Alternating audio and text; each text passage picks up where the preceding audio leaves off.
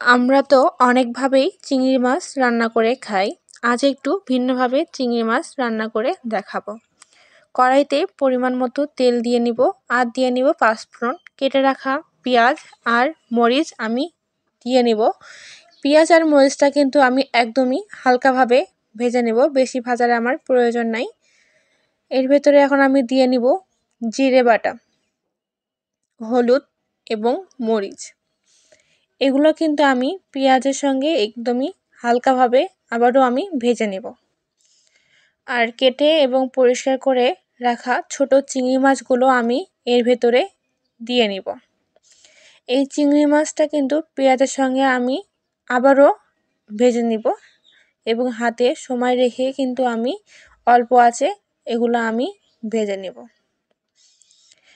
ভেজে নেওয়া হয়ে গেলে সামান্য একটু পানি দিয়ে নিব যেন আমার চিংড়ি মাছটা আমার সেদ্ধ হয়ে আসে।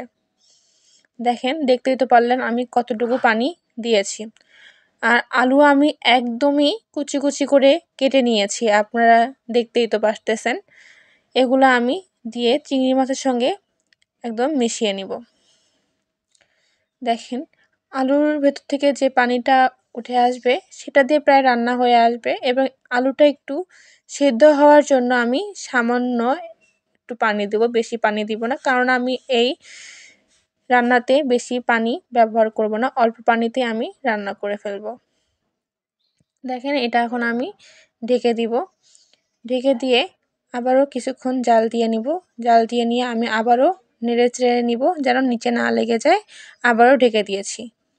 দেখেন, আমার একটু হালকা নিচে লেগে গেছে, কোনো সমস্যা নেই। এখন আমি এটা উপর দিয়ে জিরে মশলা দিয়ে নেব। দেখেন, আমার কিন্তু বিরিয়ানিটা একদমই শুকনা হয়ে এসেছে। এটা কিন্তু খেতে অনেক ভালো লাগে, আর গরম ভাতের সঙ্গে তো থাকলে এটা কোনো কথাই না। আপনারাও বাড়িতে এভাবে একবার হলেও রান্না করে দেখবেন। এটা কিন্তু রান্না করা অনেক সহজ আর খেতেও কিন্তু অনেক মজা। আর নতুন নতুন ভিডিও দেখার জন্য আমার সাথে থাকবেন। ভালো থাকবেন সবাই।